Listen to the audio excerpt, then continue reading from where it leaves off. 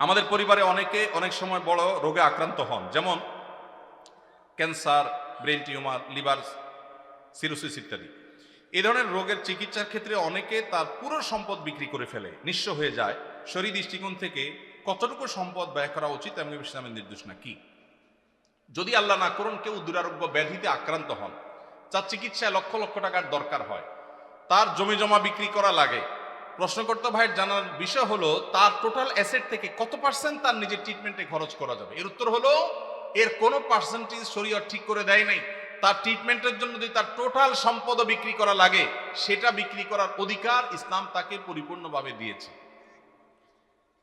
মানুষের সম্পদের ক্ষেত্রে শরীয়ত তাকে এতটা স্বাধীনতা দিয়েছে যে তার সম্পদ কি করবে না করবে এক্ষেত্রে কারোর সেখানে কোনো নাক গলাবার অধিকার, সন্তানদের এটা বলার অধিকার নাই যে বাবা তুমি নিজে চিকিৎসা সব খরচ করবে, আমরা কি করব, এটা বলার অধিকার নেই। অনেক কুলাঙ্গার সন্তান আছে, বাবার এরকম সিরিয়াস পর্যায়ে হয়ে গেলে জমি বিক্রি করতে দেয় না, বরং বাধা দেয়।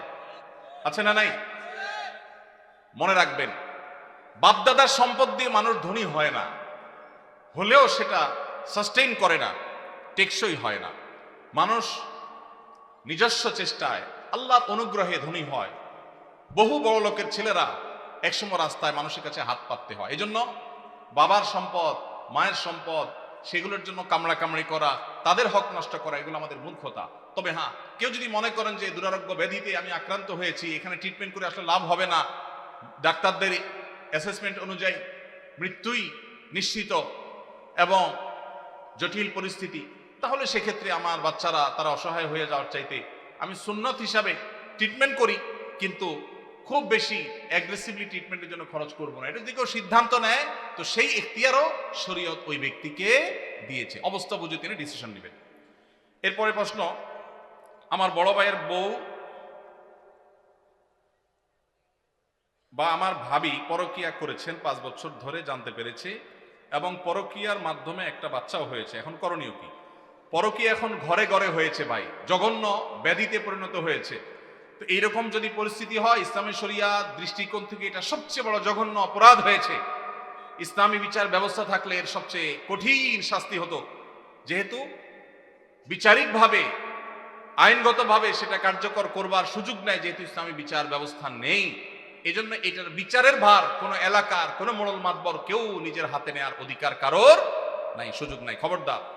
তবে এইরকম পাপিষ্ঠ তার সাথে সংসার করার বিষয়ে যদি সে চরিত্রহীন এটা সাব্যস্ত হয়, চার চরিত্র সংশোধনের আশা না থাকে, তাহলে তাকে ডিভোর্স দিয়ে ভিন্ন কোনো চিন্তা তার স্বামী করতে হবে। আর যদি তিনি তার কৃতকর্মের জন্য অনুতপ্ত হয়ে আল্লাহর কাছে মাপ চান, যেহেতু ইসলামী বিচার ব্যবস্থা নাই, সেহেতু তার শাস্তি কার্যকর করবার উপায় নাই, কিন্তু তিনি তওবা করলে আল্লাহ তাআলা চাইলে মাফও করতে পারেন। এটা একান্ত তাদের বিষয়, আল্লাহর বিষয়। দোয়া কবুল হওয়ার জন্য মহান আল্লাহ তাআলার কাছে কিভাবে দোয়া করতে হবে? দোয়া কবুল হওয়ার জন্য প্রথম শর্ত হলো হালাল উপার্জন থাকা। হারাম উপার্জনকারী ব্যক্তির দোয়া কবুল হয় না। চুরি করে, ডাকাতি করে, টিন চুরি, গম চুরি করে এরপরে মক্কা শরীফ গিয়ে 2 হাত তুলে আল্লাহর কাছে চোখের পানি ফেলে দোয়া করছেন, হাদিস বলছে দোয়া কবুল হবে না, দোয়া কবুল হবে না। নবী করিম সাল্লাল্লাহু আলাইহি ওয়াসাল্লাম পরিষ্কার হাদিস আছে, অনেক দূর থেকে এলোমেলো চুল নিয়ে, ধুলোমলিন শরীর নিয়ে কেউ যদি কাবার চারপাশে হাত তুলে দোয়া করে, আন্না ইউস্তাজাবু লিযালিক, কিভাবে তার দোয়া কবুল হবে? নবীজি বলেছেন, কারণ দেহ, তার শরীর, তার সম্পদ হারাম দ্বারা গঠিত হয়েছে। এই জন্য দোয়া কবুলের জন্য প্রথম শর্ত হলো হালাল উপার্জন থাকা। কেউ যদি আগে হারাম উপার্জন করে থাকেন, এখন তওবা করবেন, মানুষের হক মেরেছেন, এখন ফেরত দিবেন, তারপরে আল্লাহর কাছে দোয়া করবেন, ইনশাআল্লাহ দোয়া কবুল হবে। দোয়া কবুলের দ্বিতীয় শর্ত হলো অন্তরের অন্তঃস্থল থেকে কায় মনোবাক্যে দোয়া করবেন, অন্য মনস্ক হয়ে না, দায় সারা ভাবে না, মনোযোগ দিয়ে দোয়া করবেন। দোয়া কবুলের জন্য আরেকটা গুরুত্বপূর্ণ শর্ত হলো হালাল বিষয়ে দোয়া করবেন, হারাম জিনিস আল্লাহর কাছে চাইবেন না, 2 নম্বর জিনিস আল্লাহর কাছে চাইবেন না। অবৈধ সম্পর্ক করার, কারোর সাথে অবৈধ রিলেশন করার, হারাম সম্পর্ক করার জন্য আল্লাহর কাছে দোয়া করবেন, এটা অবৈধ দোয়া, নাজায়েজ দোয়া, এটা করা জায়েজ নাই। বৈধ দোয়া করবেন, নেক দোয়া করবেন, ইনশাআল্লাহ আশা করা যায় আল্লাহ তাআলা দোয়া কবুল করবেন। দোয়ার ক্ষেত্রে আল্লাহর প্রশংসা, নবীজির প্রতি দুরূদ প্রেরণ, এরপরে আপনি যে কোনো চাওয়া পেশ করবেন, বৈধ চাওয়া। এবং দোয়া করার পর কবুল হচ্ছে না কেন জন্য হুলস্থুল করবেন না। এই শর্তগুলো মেনে চললে কোরআন এবং হাদিসের আলোকে আশা করা যায় দোয়া কবুল হবে ইনশাআল্লাহ। দোয়া কবুলের বেশ অনেকগুলো স্থান আছে। ইনশাল্লাহ অন্য কোনো মাহফিলে এটার উপরে আলোচনা করতে হবে। এটা নিয়ে আমার একটা সংকলন আছে, দোয়া কবুলের 33টা জায়গা আছে, স্থান আছে, সময় আছে। সেগুলো কি কি একটা আলাদা আলোচনা ইনশাল্লাহ আমরা বলবো। এটা নিয়ে বহু আগে আমার একটা বক্তব্য আছে অনলাইনে, কারো প্রয়োজন হলে শুনে নিতে পারেন। হালালভাবে সুদঘোষহীনভাবে রিজিকের ব্যবস্থা কিভাবে করতে পারবো? হালালভাবে সুদঘোষহীনভাবে একেবারে কোনো জায়জামেলা ছাড়া আপনার মাসে মাসে অ্যাকাউন্টে টাকা চলে আসবে, এইরকম অটোমেটিক ইনকাম করার কোনো দোয়া, কোনো আমল আমার জানা নাই। আমি কি বুঝতে পারছি? অনেক যুবক ভাইরা আছেন বলে সব হারাম আর হারাম, যাবো কই? হুজুর একটু দোয়াটা শিখাই দেন, আল্লাহ করে দেখ। অনেকে আছেন ঋণগ্রস্ত, দোয়া চান, চিরকুট লিখে দেন, হুজুর ঋণ মুক্তির আমল শিখাই দেন।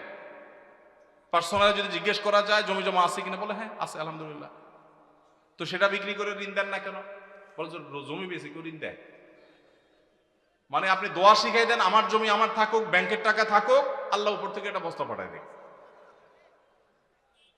এটা কোনো দোয়ার পদ্ধতি হতে।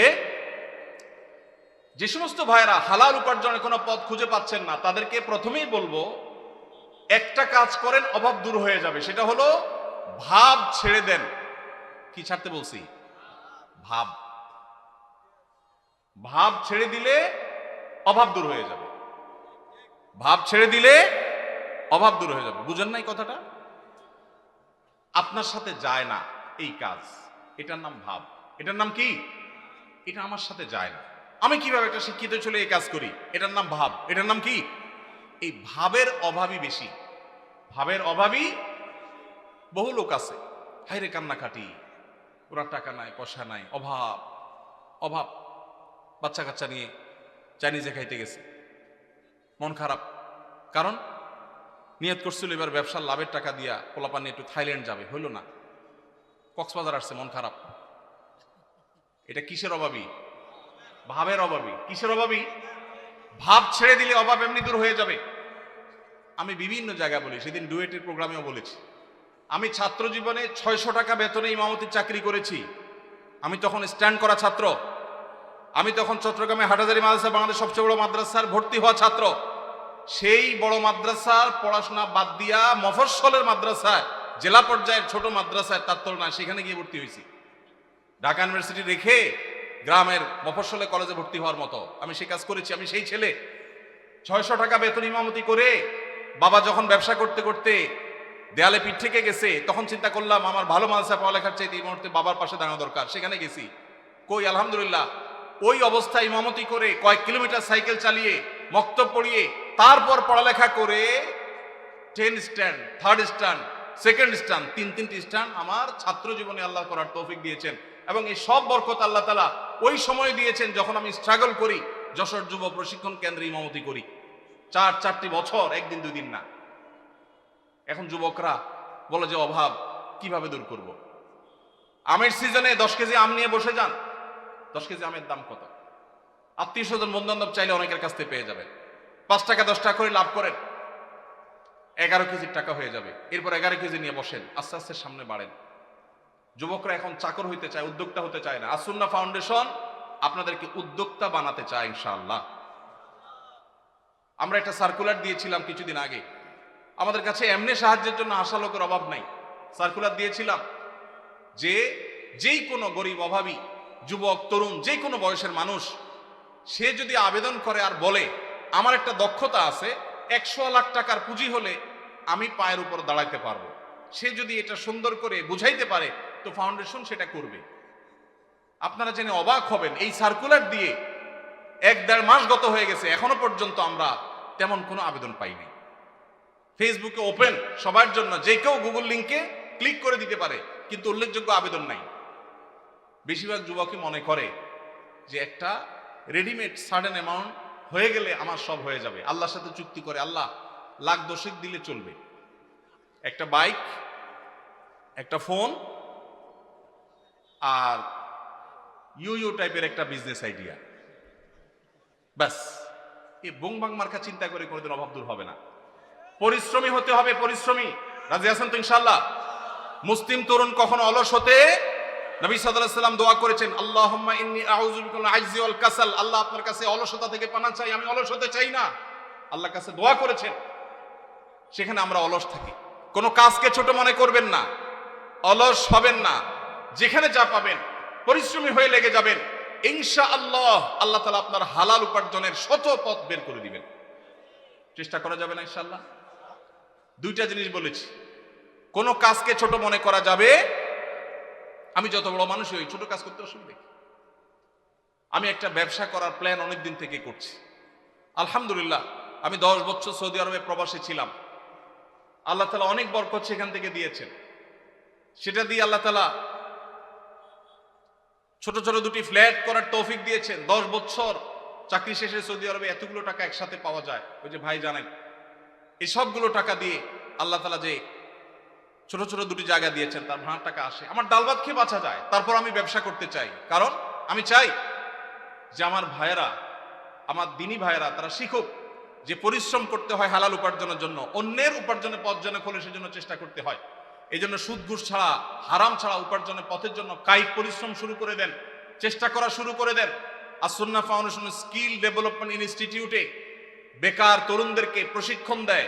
প্রশিক্ষণের পর কাউকে পুঁজি দিয়ে ব্যবসা দেওয়া, কাউকে চাকুরি দেওয়া, কাউকে বিদেশে চাকরির সন্ধান করে দেওয়া, এই কাজটা আস-সুন্নাহ ফাউন্ডেশন করছে। শত শত যুবকের জন্য করছে। ওপেন ফর অল, সামনে রমাদান উপলক্ষে স্মল বিজনেস ম্যানেজমেন্টের কোর্সের জন্য আবেদন করা হচ্ছে। দেশের যে কোনো জায়গা থেকে যে কেউ আবেদন করতে পারবে, আমাদের ফেসবুক পেজ দেখলে পাবেন। আল্লাহ তাআলা আমাদের ভাইদের হালাল উপার্জনের পথ উন্মুক্ত করে দিন, বলুন আমিন। ওযু করার পর বাচ্চাদেরকে বুকের দুধ খাওয়ালে কি ওযু ভেঙে যায়?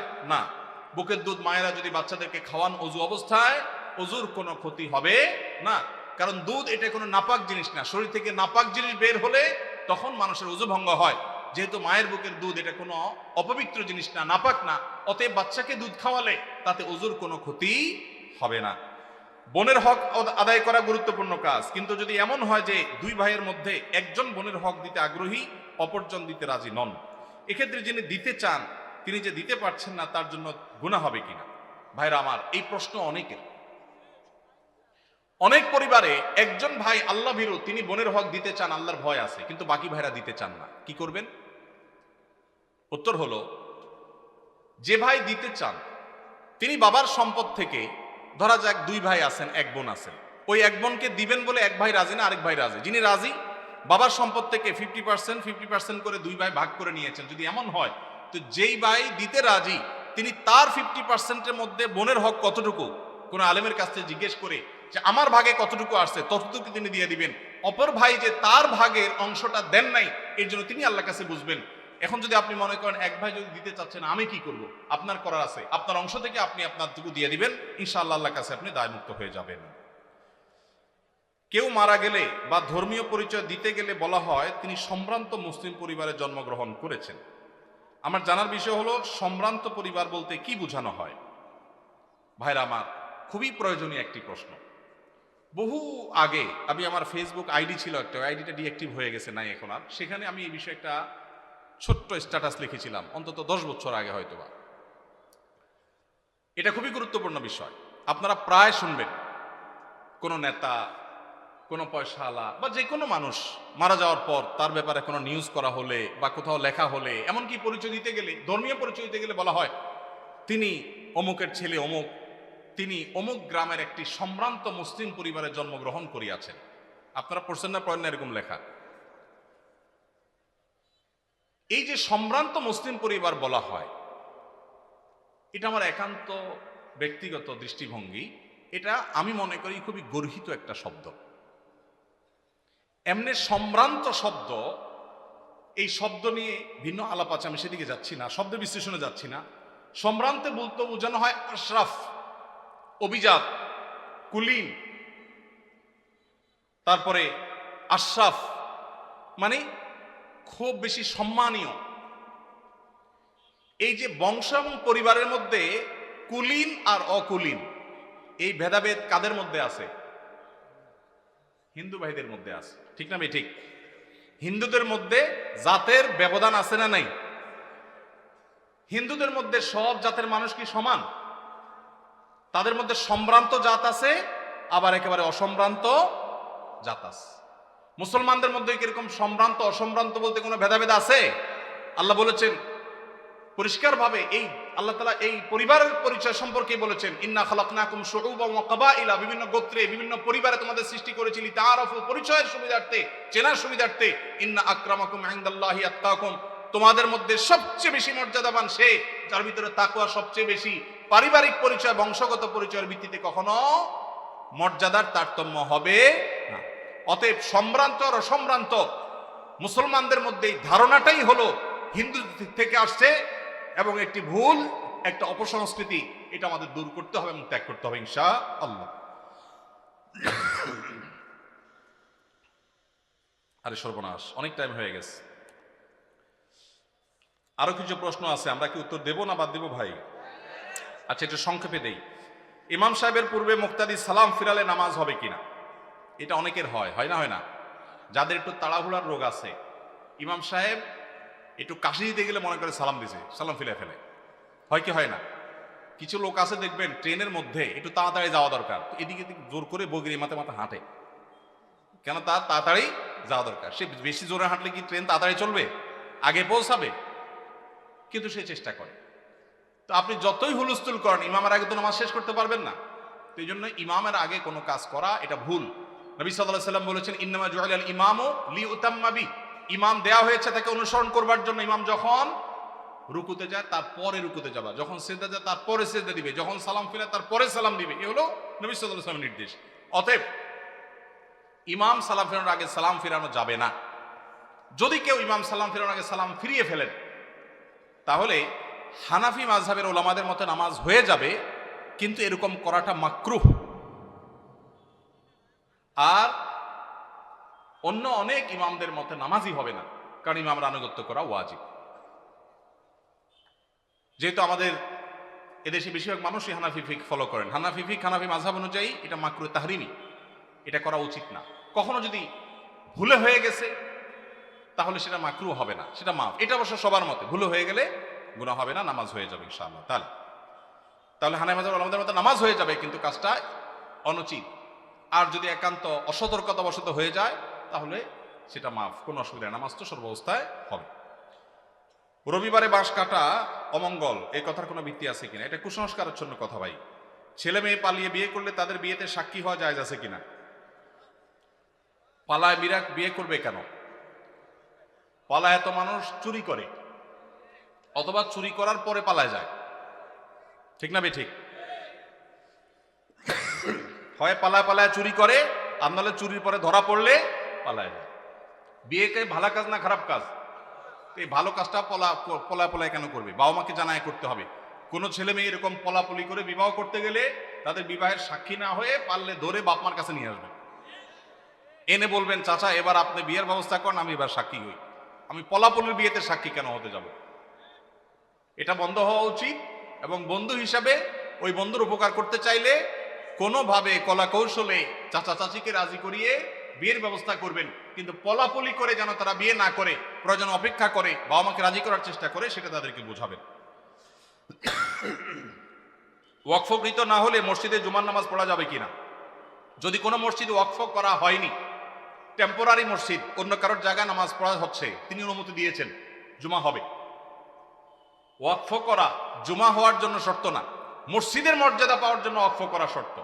ইতিকাফের জন্য মসজিদের মর্যাদা পাওয়া শর্ত, ওয়াকফ করা শর্ত। কিন্তু জুমা টেম্পোরারি কোনো জায়গায় কেউ ভাড়া দিয়েছেন বা অনুমতি দিয়েছেন, বা আপনার কোনো ফ্ল্যাটে মসজিদে কোনো বিশেষ পরিস্থিতি যাওয়ার পরিবেশ নাই, অথবা বিদেশে মসজিদ দূরে কোনো শহরে মসজিদ নাই, তখন যে কোনো জায়গায় ওই জায়গার মালিকের অনুমতি থাকলে, বাধা না থাকলে সেখানে জামাতে জুমার নামাজ পড়া যাবে। উকিল বাবার সাথে দেখা করা জায়েজ আছে কিনা? বাবা বলা যাবে কিনা? উকিল বাবা হলো 2 নম্বর বাবা। আমাদের সমাজে উকিল বাবার প্রথা অনেক বেশি আছে, আপনাদের এলাকায় আছে? এটা হলো 2 নম্বর বাবা, নকল বাবা, নকল। এই নকল বাবা হওয়াও জায়েজ নাই, এই নকল বাবা বানানো জায়েজ নাই। ভাইরা আমার, বিয়ে শাদীতে আমাদের দেশে মনে করা হয় যে একজন উকিল বাবা লাগে, এরকম একটা ধারণা আছে না নেই? মেয়ের ইজিন আনার জন্য গায়রে মাহরাম একজন উকিল বাবা হয়, অনেক সময় যায় অনুমতি আনে। এইভাবে উকিল বাবা বানানো পরিষ্কারভাবে হারাম, পরিষ্কারভাবে। মুরব্বীরা ভালো করে শুনে রাখেন, যারা যারা উকিল বাবা আছেন এই বাবাগিরি ছেড়ে দেন। বাংলাদেশে বাবার কোনো শেষ নাই। খাজা বাবা, উকিল বাবা, ন্যাংটা বাবা, কত বাবা আছে। আল্লাহ তাআলা এই সমস্ত নকল বাবা থেকে আমাদেরকে হেফাজত করুন। বিয়ে উপলক্ষে কোনো উকিল বাবা টাবা চলবে না। নিজের বাবা বেঁচে থাকলে সেই বাবা তিনি নিজে নিজের সন্তানের বিয়ে দিবেন, ব্যাস। মেয়ের অনুমতি বাবা আনতে যাবেন। জাজ্জল্যমান বাবা উপস্থিত, আগাগোড়া 5 হাতি বাবা আছে, এরপরও দেখা যায় আরেকজন উকিল বাবা সেজে সেখানে নাটক করতে যায় অনুমতি আনার জন্য। এই নাটক করা জায়েজ নাই, পরিষ্কারভাবে হারাম, পর্দাহীনতার কারণে। বিশেষ করে গায়রে মাহরাম কেউ যখন উকিল বাবা সাজে, ওই মেয়ে সারা জীবন তারে বাপ বাপ ডাকে, খানা খাওয়ায়। এটা আমাদের সামাজিক মানে একটা কুসংস্কার বলতে পারেন, এর সাথে ইসলামের কোনো সম্পর্ক। যুবকরা বিয়েতে কোনো উকিল বাবা যেন না থাকে। মুরব্বীরা যারা যারা যার যার বিয়ের উকিল বাবা আছেন, আল্লাহর হস্তে বাবাগিরি ছেড়ে তওবা করে আল্লাহর কাছে চলে আসেন। চেষ্টা করবেন তো ইনশাআল্লাহ। এই উকিল বাবার নাম দিয়া পর্দাহীনতা, 2 নম্বরই হাজারটা জিনিস হয়। নিজের বাবারই খবর নাই, কিসের আবার উকিল বাবা? হ্যাঁ, উকিল বাবার লগে বললে ভাগছে কোন মেয়ে? আল্লাহ মাফ করুক আমাদেরকে। ওই যে বেশরিয়তি কাজ করলে তো একটা না একটা অঘটন ঘটবেই। এই জন্য এই সমস্ত অন্যায় কাজ করা যাবে না। জনাব, আমার ভাগ্নির একটা ছেলে ও মেয়ে, 3-4 বছরের বাচ্চা আছে। তার স্বামী ঝগড়া অবস্থায় তালাক শব্দ ব্যবহার করেছে। সবাই এই সংসার মিলায়া দিয়েছে 2 বছর পূর্বে। এখন আবার গত 20 দিন আগে 3 তালাক ঝগড়া অবস্থায় দিয়েছে। এখন তওবা পড়ে নেওয়া যাবে কিনা জানাবেন। তালাক হলে মসজিদে হারামের শেখ সুদাইস সহ অন্য যত ইমাম সাহেবরা আছেন, ওনারা সবাই যদি এনে ওনাদেরকে আনানো হয়, ওনারা আসার পরও যদি জামাই বউকে তওবা পড়ায় দেয়, তারপরও সে বিয়ে টিকবে না। এই মাসআলাতে পৃথিবীর কোনো আলেমের কোনো ভিন্ন মত নাই। তালাক যদি হয়ে যায়, তওবা দিয়া সেটা কখনো রিকভার হয় না। এটা হলো ছুরি মারার মতো। দিলাম ছুরি মেরে, এরপরে তওবা করলাম, সরি বললাম, জিব্বা কামড়াইলাম, ইমাম সাহেব এসে আমার তওবা পড়াইলো, উনি তো জীবিত হয়ে যাবে না? হবে? সালাসুন জিদ্দুহুন্না জিদ্দুন ওয়া হাজলুহুন্না জিদ্দুন। আমার অনেক দিনের একটা শখ, তালাক নিয়ে একটা ওয়াজ করব, 2 ঘন্টার একটা ওয়াজ করব। কারণ এদেশে ঘরে ঘরে চুন থেকে নুন খসলে তালাক দিয়ে দেয়। এরা হলো ছোট লোক। এরা কোন লোক? কথায় কথায় যারা স্ত্রীকে তালাকের কথা বলে, এই পুরুষগুলো হলো ছোট লোক। মহিলাদের খুশি হওয়ার কারণ নাই। কথায় কথায় যে মহিলা বলে আর করব না, তোমার সংসার বাবা বাড়ি চলে যাব, এরাও ছোট লোক। আল্লাহ তাআলা আমাদেরকে এই ছোট লোক থেকে বাঁচার তৌফিক নাসিব করুন। নির্লজ্জের মতো কিছু হলে তালাকের কথা বলে। আমি এই ঘটনা বহু জায়গায় বলছি। আমার এক হুজুর ছিলেন, তালাকের মাসালা জিজ্ঞেস করতে আসলে আগে ধরে কষায়া পিটা দিতেন, এরপরে মাসালা দিতেন। এখন এই মাসালা যার জন্য জিজ্ঞেস করছেন, এই আমলটা আমি করতে পারতাম তো। আসেনি এখানে আসামি? আসেনি? ভাইগা গেছে? আসামি বলে ভাগছে প্রশ্ন দিয়া। ভাইরা আমার, চুন থেকে নুন খসলে তালাক দেওয়া জঘন্য অপরাধ, খুবই খারাপ অভ্যাস। যুবক ভাইরা, বউয়ের সাথে ঝগড়া লাগলে আমি বলি, পারলে একটা চিমটি দিয়েন, একটা ধাক্কা দিয়ে দিয়েন, আল্লাহর রাস্তায় তালাক দিয়েন। চিমটি ধাক্কা যদি বেশি দেন, ব্যথা বেশি পায়, আপনার বিচার করা যাবে, এটার একটা রিকভার করা যাবে, তওবা টবায় কাজ হবে। কিন্তু তালাক দিয়া বসছেন, তওবায় কাজ হবে না। এই মাসআলায় তাদের সংসার করা না করার বিষয়ে এলাকার বড় আলেম বা বড় মাদ্রাসা গিয়ে কি ঘটছে পুরো বিস্তারিত জেনে তারপর উত্তর নেবেন। কারণ কোনো বিশেষ কেস নিয়ে আমরা প্রশ্নোত্তর এরকম সেশন উত্তর দেই না যে হ্যাঁ আর সংসার নাই বা আছে। কারণ তালাকের মাসআলা এভাবে উত্তর দেওয়া যায় না, পুরো ডিটেল জানতে হয়। এটা কোনো আলেম বা কোনো দারুল ইফতা গিয়ে কোনো ফতোয়া গিয়ে জেনেও তারপরে সেটা অনুযায়ী সমাধান করবেন। কিন্তু এইটুকু জেনে রাখেন, তালাক যদি হয়ে যায়, তওবা পড়ায় কোনোদিন তালাক টিকানো, সংসার টিকানো যায় না। এই জন্য তালাক দিতে সাবধান। কখনো মুখ ফসকের আগে চলে তালাক দিবেন না। তালাক দিতে হলে ঠান্ডা মাথায় পরামর্শ করে ডিসিশন নিয়ে তারপরে সামনে আগাবেন। আল্লাহ আমাদেরকে তৌফিক দান করুন। তালাক চক্র কি আবার? এটা আবার কোন চক্র? তালাক দিয়ে টাকা খায় মানে? ও, ছেলে তালাক দিলে কাবিনের টাকা কে দিবে? ও, মেয়ে পক্ষ তালাক নেয় টাকার লোভে? বা ভালো ব্যবসা দেখা গেছে। ব্যবসার আইডিয়ার জন্য পৃথিবীবাসী বাঙালি কাছে আসা উচিত। বাপরে বাপ, কি মাথা! যে সমস্ত মেয়ের বাবারা মোটা অঙ্কের মোহর ধার্য করেন এই ধান্দায়, এরা নিকৃষ্ট বাবা। এই নিকৃষ্ট বাবাদের কপালে কখনো দুঃখ ছাড়া সুখ আসবে না। অনেক বাবা আছেন মোহর ধরেন 10 লাখ 20 লাখ, কেন? যাতে না ছুটে। এ ভাই, টাকা বেশি ধরলে কি বিয়ে বেশি টিকবে? ময়মুরব্বী যারা আছেন খবর নেন, অল্প স্বল্প মোহরের টাকা ছিল, কিন্তু বিয়ে মাশাআল্লাহ এখনো টিকে আছে। আর যুবক 10 লাখ 20 লাখ মোহরের টাকা ফুটুস ফুটুস করে ভাঙে। ঠিক না ভাই? ঠিক। বাবাজির মোহরের টাকা কত ধরা হয়েছিল? বাবাজি, আপনার মোহর কত ধৈর্য হয়েছিল? 2 লাখ। কত আগে বিয়ে করছেন আপনি? হ্যাঁ, 89 সনে। আপনি কি বড় লোকের ছেলে নাকি? সাধারণ মানুষ। আচ্ছা, সত্য সত্য বলেন, 2 লাখ কে দিছিলেন? চাচিরে দিছিলেন আপনি? সবর সবর সবর। দিছিলেন? সম্পদ দিছেন? 2 লাখ হবে সেটা? আলহামদুলিল্লাহ, তাহলে তো দিছেনই। আপনারা এতক্ষণ ঠিক ঠিক বলে তো লাভ হলো না। মুরব্বী তো ঠিকই দিচ্ছেন মাশাআল্লাহ। 2 লাখের সম্পদ দিয়ে দিচ্ছেন চাচিরে। ওইটা আবার ফেরত ফেরত নেন নাই তো? নেওয়ার কোনো দান্দা টান্দা নাই তো? আলহামদুলিল্লাহ। হ্যাঁ, কার 2000? চাচা একটু দাঁড়ান তো বাবা, একটু দাঁড়ান, একটু দাঁড়ান। নারায়ে তাকবীর। বাবাজির মোহর কত ছিল? 2000 কত আগে বাবা? হ্যাঁ হ্যাঁ, কত আনুমানিক? 60 বছরের 2000 তো এখন 20 লাখ টাকার সমান মনে হয়। ওই টাকা কি সে আমলে শোধ করছেন না এখনকার আমলে এসে শোধ করছেন? হ্যাঁ, দিয়া ফেলাইছেন তখনই? তাহলে আস্তে আস্তে দিছেন, আলহামদুলিল্লাহ। এটা একটা দৃষ্টান্ত উজ্জ্বল মাশাআল্লাহ। তো 2000 টাকার বিয়ে টিকছে তো? আছে তো চাচি? আছে তো? চাচি বেঁচে আছে? মারা গেছে?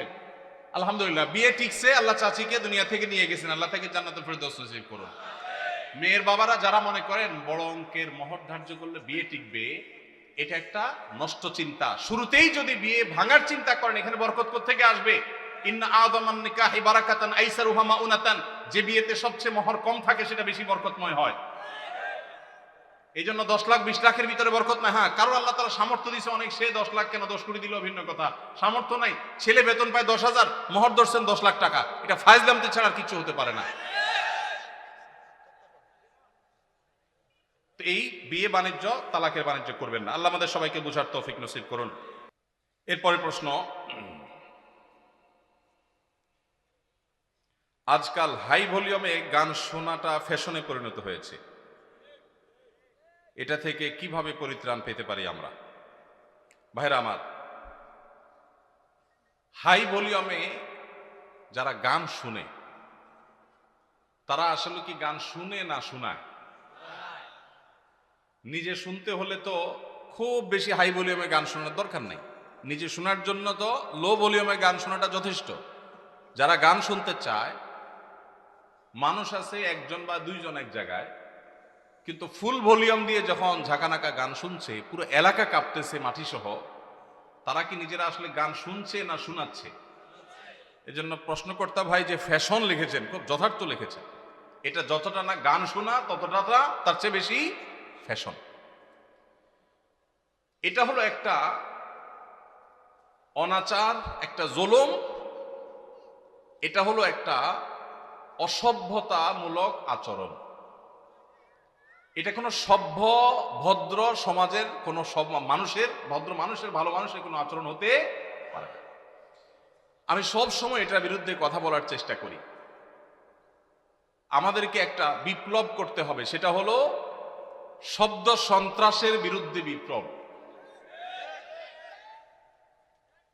অনেকেই দেখা যায় বিয়ে, গায়ে হলুদ, গায়ে মরিচ,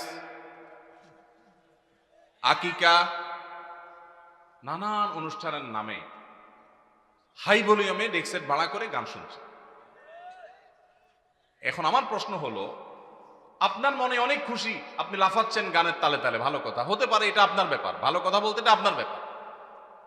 কিন্তু আরেকজন হয়তো অনেক মনে কষ্টে আছে, তার অনেক চিন্তা দুশ্চিন্তা, কোনো কারণে পেরেশানি, হয়তো অসুস্থ বাবাকে নিয়ে বসে আছে, কিন্তু পুরো এলাকাকে আপনি প্রকম্পিত করছেন বাজ বিচার করা ছাড়া।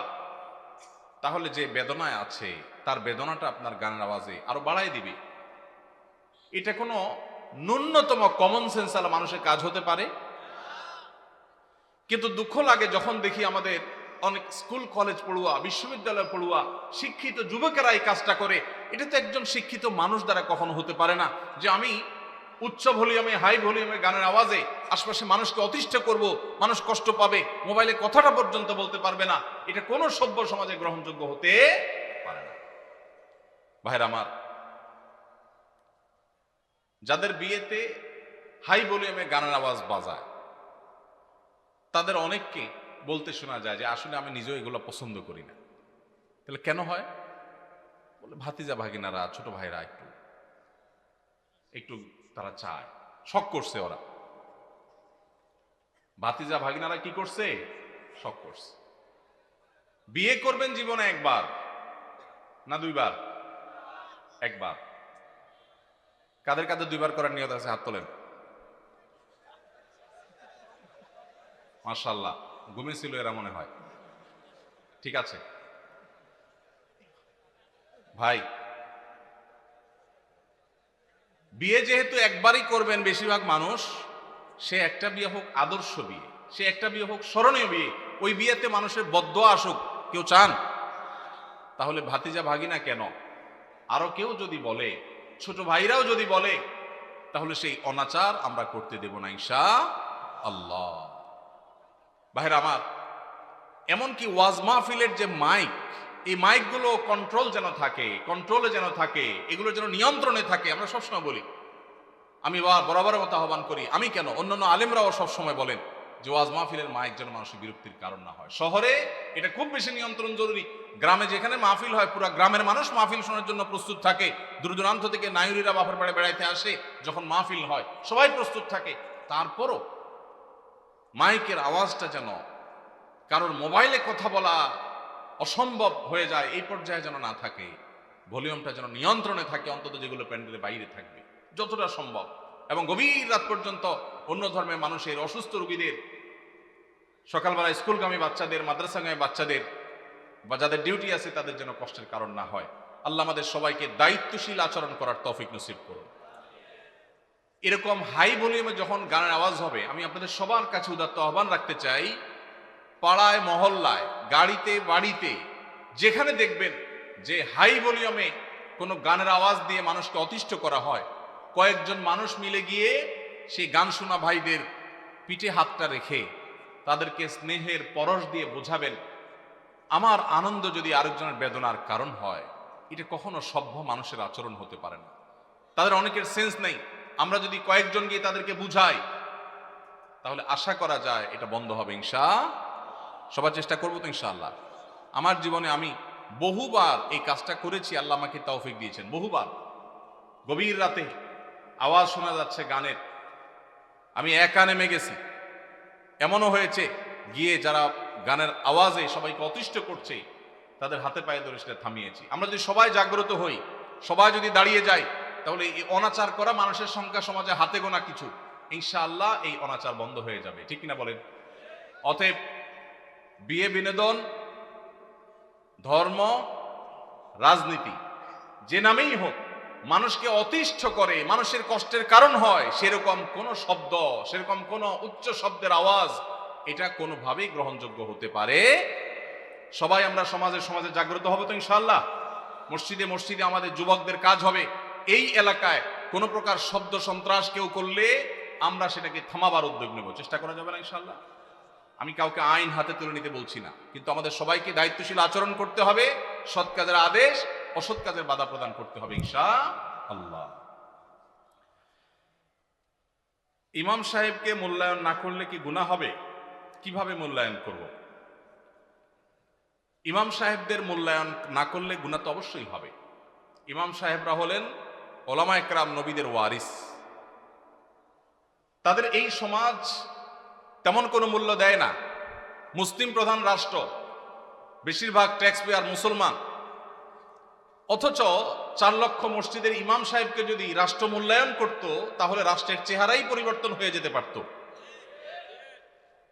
4 লক্ষ মসজিদের যে নেটওয়ার্ক সারা দেশে আছে, রাষ্ট্র যদি এই ইমাম সাহেবদেরকে রাষ্ট্রের বিভিন্ন গুরুত্বপূর্ণ কাজে তাদেরকে যদি ইনভলভ করত, প্রশিক্ষণ দিয়ে প্রস্তুত করত এবং তাদের থেকে যদি সার্ভিস নিত, তাহলে দেখা যেত রাষ্ট্রের অনেক বড় বড় কাজ মসজিদের ইমাম সাহেবদের দ্বারা সমাধা করা যেত। এত বিশাল লোকবল, এত বিশাল জনগোষ্ঠী, মসজিদের এত বিশাল বড় প্ল্যাটফর্ম, এত বড় মিডিয়া, এই সবগুলোকে রাষ্ট্র যদি অন করত, রাষ্ট্রের চেহারায় চেঞ্জ হয়ে যেতে পারত। কিন্তু ওই যে বলছিলাম, সে ব্রিটিশ আমল থেকে শুরু হয়েছে, আজও পর্যন্ত মুসলমানের দেশে মুসলমানরাই সবচেয়ে বেশি কোণঠাসা এবং দুর্বল।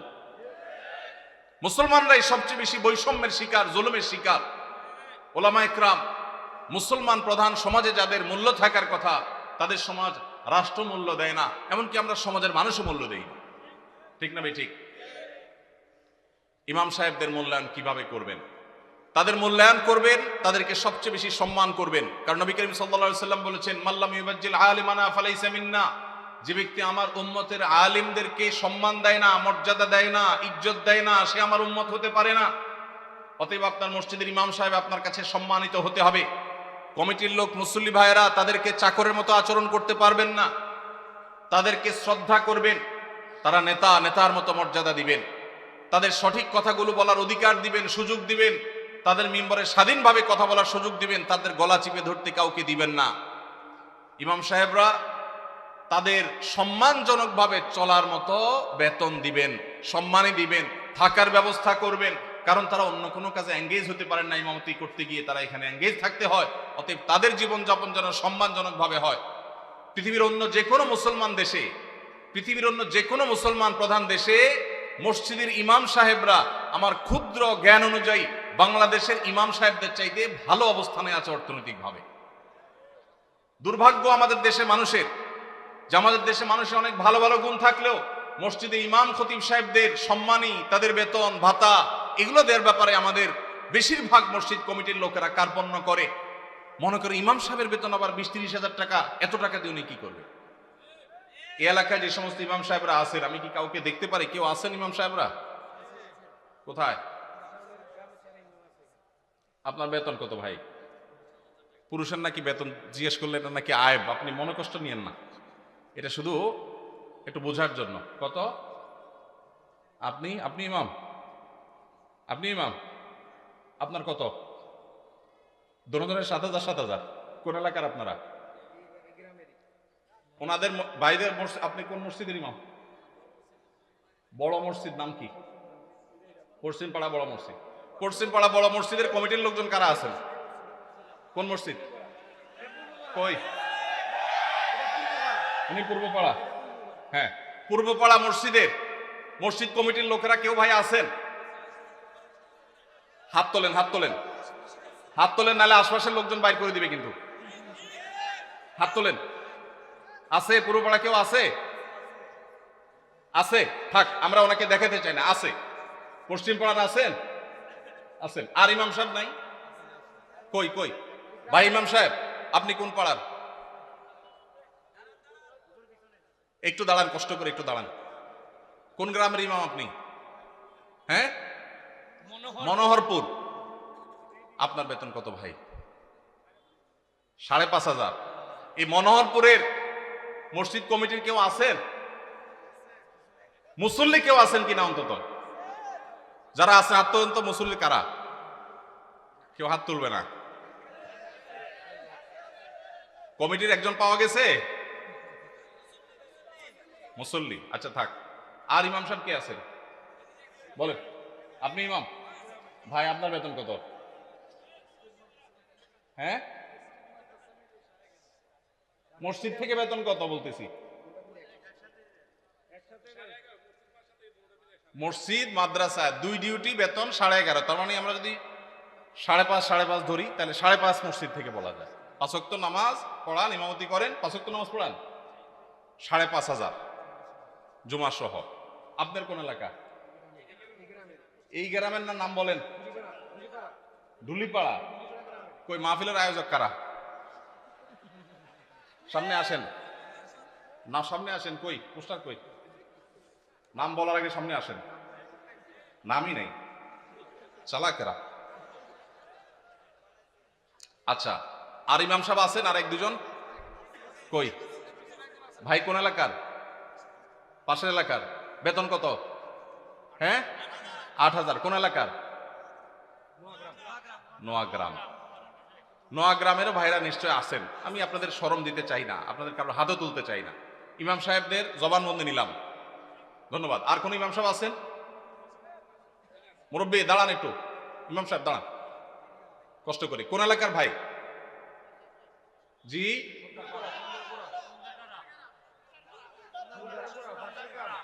এতজন বললে কেমনে বুঝবো?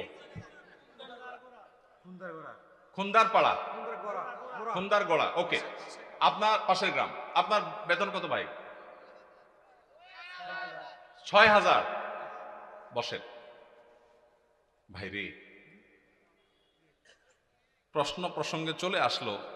এতজন ইমামের জবানবন্দি আমরা নিলাম, হয়তো খুঁজলে আরো 10-20 জন ইমাম পাওয়া যাবে। অনেকে হয়তো চক্ষু লজ্জায় হাতটা উঠাচ্ছেন না, বলছেন না। ভাইরা আমার, এটা আমাদের জন্য, বাংলাদেশের মানুষের জন্য লজ্জা, অনেক বড় লজ্জার বিষয়। পৃথিবীর অন্য যে কোনো দেশের সাথে আপনি যদি তুলনা করেন, শুধু সৌদি আরবের কথা যদি বলি, আমি 10 বছর সৌদি আরবে ছিলাম। আমাদের শেখ সাইফুল্লাহ মামুন ভাই দীর্ঘদিন সৌদি আরবে ছিলেন।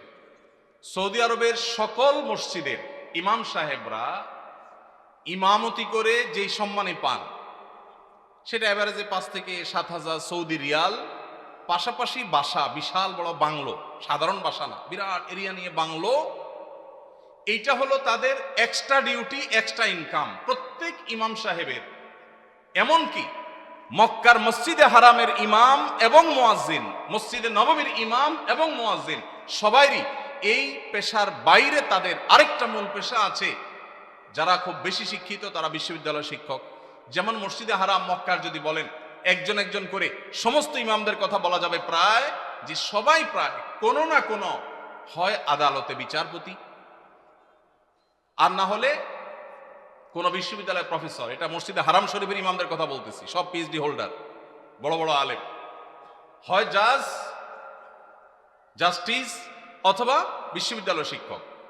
হারাম শরীফের একজন মুয়াজ্জিন, 2 জন মুয়াজ্জিনের অফিসে আমি গিয়ে সাক্ষাৎ করেছি, আপনিও ছিলেন সাথে, শেখও ছিলেন সাথে। এক বাংলাদেশি ওই মুয়াজ্জিন সাহেব, হারাম শরীফের মুয়াজ্জিন, ওনার খেদমত করে। আমাকে বলে যে, আমরা হোটেলে ছিলাম, বলো যে ভাই আমি তো হারামের মুয়াজ্জিনের খেদমত করি, ওনার অফিসে চাকরি করি, টি বয়, বাংলাদেশি ভাই। বলে যে ওনাকে বলছি যে আমার দেশে এক হুজুর আসছে ওমরা করতে, দেখা করতে যাবেন কেন? হারাম শরীফের মুয়াজ্জিনের সাথে দেখা করাও তো সৌভাগ্যের বিষয়, চলেন যাই। গেলাম, যায় দেখি একটা কোর্টে উনি একটা সাধারণ একটা ডেস্কে চাকরি করে, হারামের মুয়াজ্জিন। আমরা যদি বাইতুল মুকাররমের মুয়াজ্জিন হইতাম তো আমাদের ঠেলায় তো মানুষই টিকতো না, আবার চাকরি করা। হারামের মুয়াজ্জিন, যে বেতন, যে প্রটোকল, যে সম্মান, আবার চাকরি করা লাগে, কিন্তু করতেন। পাড়া মহল্লার যে সমস্ত মসজিদের ইমামরা, মুয়াজ্জিনরা, তারা সবাই হয় পুলিশে চাকরি করে, আর না হলে কোনো স্কুলে তারা শিক্ষকতা করেন। বেশিরভাগ এই 2 ক্যাটাগরিতেই থাকেন। আমি সৌদিতে যে বাসায় ছিলাম, আমার বাসার পাশের মসজিদ, যে মসজিদে 5 ওয়াক্ত নামাজ আমি জামাতে পড়ার সুযোগ পেতাম, সেই মসজিদের ইমাম সাহেব, তিনি বিরাট বড় শিল্পপতি, অনেক ব্যবসা প্রতিষ্ঠান, তার অনেকগুলো বড় বড় চেইন সব super market, Dahiya super market নাম, বিরাট নাম করা দাম্মান। ভাইরে, ইমাম সাহেবদের অন্য বড় বড় চাকরি এবং ব্যবসা থাকার পরও মসজিদ থেকে তাদেরকে বাংলো এবং বিরাট বড় সম্মানে দেয়া হয় সৌদি আরবে। আপনি বলবেন সৌদি আরব মানুষের বেতন অনেক বেশি। বেতন অনেক বেশি এই জন্য বাড়ি অনেক বড়টা দেয়। বেতন অনেক বেশি এই জন্য টাকা, বাংলাদেশি টাকায় 1.5 লাখ 2 লাখ দেয়। এটা হলো সেকেন্ড ইনকাম, তার ফার্স্ট ইনকাম আরেকটা আছে। তাই বলে আপনি 5-6 হাজার টাকা দিবেন? ঢাকা শহরের কাজের বুয়াদের বেতনও 5-6 হাজার টাকা নেয় অনেক বাসা। ঢাকা শহরের কাজের বুয়ারাও মাসে 10,000 15,000 টাকা কামাই করে। ঢাকা শহরে কোন দারোয়ানের বেতন 5,000 6,000 টাকা নাই। কোন পিয়নের বেতন 10,000 টাকার নিচে নাই। সেখানে কুমিল্লা শহরের কাছে, এটা সদর থানা এবং শহরের কাছে, এই জায়গায় 5-7 হাজার টাকা আজকালকার বাজারে চাউলের টাকা জোগাড় করা অত কঠিন হয়ে যায়। এই ইমাম সাহেব আবার যখন কোন একটা কাজ করতে যাবেন ইমামতির পাশাপাশি বলবে, হুজুর আমাদের দুনিয়াদার হয়ে গেছে, হুজুরদের দুনিয়ার লোভে ধরছে। এক বেটা, তার মসজিদের মুসল্লিরা ইমাম সাহেবকে এরকম খুঁচাইত, বেতন দেওয়ার নাম নাই, ইমাম সাহেব আর কিছু করলে ডিস্টার্ব করত। তো ওই মসজিদে একজন ভালো মানুষ ছিল, উনি বললেন, হুজুর আপনাকে আমি ওই যে মুসিরা যে জুতা পলিশ টলিশ করে ওরকম একটা বাক্স কিনে দেব, সাথে রং টং যা লাগে, ডাস্টার, ব্রাশ, এগুলো সব দিয়ে দিব।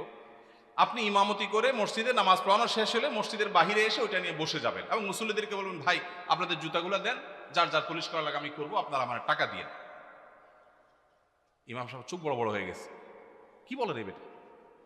বলে, ভাই আপনি এই কাজটা যদি করেন, মুসল্লিরা বাইর হয়ে যেটা সিসি করবে, আরে হুজুর এটা কি করছেন? তো ওইটাকে বলেন যে, ভাই এই জুতা যদি আমার কাছে দিতে আপনার লজ্জা বোধ হয়, আপনার কাছে যদি অপমান বোধ হয়, তাহলে জুতা আমার কাছে নিয়ে আপনার নিজের গালে নিজে মারা উচিত।